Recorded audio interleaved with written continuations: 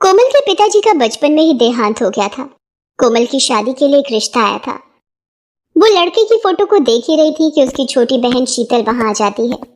ओहो दीदी, जीजा जी की तस्वीर। जीजा जी तो देखने में बहुत सुंदर है। शीतल चल जाए यहाँ से, मुझे तंग मत कर। बड़े अरमानों से सुजाता कोमल की शादी करती है। वो कोमल की सास से कहती है, सुलेखा जी, मेरी बच्ची से कभी कोई भूल हो जाए तो अपनी बेटी समझकर माफ कर देना। आज से आप ही इसकी माँ हो। अरे सुजाता बहन जी, आप बिल्कुल चिंता मत करो, हम अपनी कोमल को बहू नहीं बेटी बनाकर ले जा रहे हैं। अरे माताजी, सारे मेहमान बस में बैठ चुके हैं, डोली समय पर बसंतपुर पहुंच जाए। बिंदिया, एक काम कर, तू कोमल के साथ बैठ जा, दामाद जी रवि के साथ बैठ जाएंगे। बेचारी कोमल रवि के साथ बैठना चाहती थी, पर सुलेखा ने अपनी बेटी बिंदिया को कोमल के साथ दूसरी बस में बैठा दिया। बारात बसंतपुर पहुंचती है।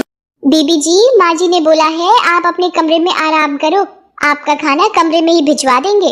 वो तुमने उनको कहीं देखा है? कौन बीबी जी? रवि, मेरे पति को। हाँ, अभी बाहर ही तो खड़े थे आपके सामने। बाहर खड़े थे, पर मुझे तो कहीं नहीं दिखे। ये लो, आ गए रवि भैया। अच्छा भाभी, मैं जाती हूँ, माँ जी बुला रही हैं। तुम कौन हो?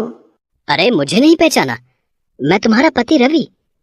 लो, अभी शादी के कुछ घंटे भी नहीं बीते कि अपने पति को नहीं पहचान रही। ये क्या मजाक है, वो भी इतना भद्दा। रवि कहाँ है? मैं अभी माँ जी से पूछती हूँ। माँ जी रवि कहाँ है, प्लीज बताइए। ये आदमी मेरे साथ मजाक कर रहा है। अपने आप को रवि कह रहा है। हाँ तो ठीक ही तो कह रहा है, यही तो रवि है तुम्हारा पति जिससे तुम्हारी शादी हुई है। ये सब क्या हो रहा है? बिंदिया दीदी, आप तो सच बोलिए। अरे कोमल, यही मेरा निकम्मा भाई रवि है। अरे तुमने इसी के साथ तो 7 फेरे लिए हैं। कोमल को दूल्हे का धुंधलाता मुस्कुराता चेहरा याद आता है। उसका सिर चकरा रहा था, वो बेहोश होने लगती है। नहीं, ये रवि नहीं है, ये मेरा पति नहीं है। ये बेहोश हो गई है, इसे कमरे में लिटा दो। चलो, तब तक सब खाना खा लेते हैं, होश में आएगी तो अपने आप ठीक हो जाएगी। कुछ देर बाद कोमल को होश आता है। वो अपने पास बैठे व्यक्ति को देखकर डर कर उठती है। तुम यहाँ क्या कर रहे हो?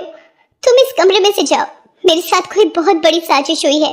तभी सुलेखा कमरे में आ जाती है। ए लड़की, बहुत हो गया तेरा ड्रामा। जब एक बार बोल दिया कि यही रवि है तो बात समझ में क्यों नहीं आ रही तेरे? मुझे यहाँ नहीं रहना, मुझे अपनी माँ के घर वापस जाना है। माँ जी, लगता है इस चिड़िया के पर काटने होंगे। बिंदिया, जरा जाकर रस्सी ले आ। अरे नहीं दामाद जी, रस्सी को रहने दो, इसे हम ऐसे ही कमरे में भूखा प्यासा बंद रखेंगे।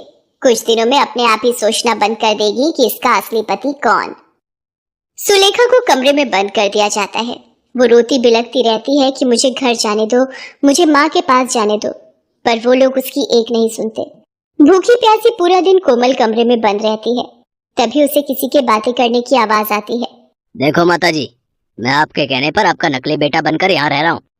मुझे मेरे पूरे 50 लाख मिल जाने चाहिए, वरना मुझे भी सच्चाई उगलनी आती है कि आपने किस तरह अपने सौतेले बेटे की जगह मुझे बदलकर उस लड़की के सामने पति बनाकर खड़ा कर दिया है।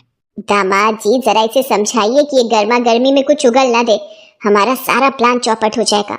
माँ, थोड़ा धीरे बोलो, कोमल सुन लेगी। कोमल दरवाजे में से बड़ी मुश्किल से बातों को सुनती है।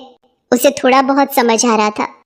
हे भगवान, इन लोगों ने रवि को कहाँ छुपाया है और ये सब हो क्या रहा है? मुझे सच का पता कैसे चलेगा? मुझे कुछ सोचना ही होगा।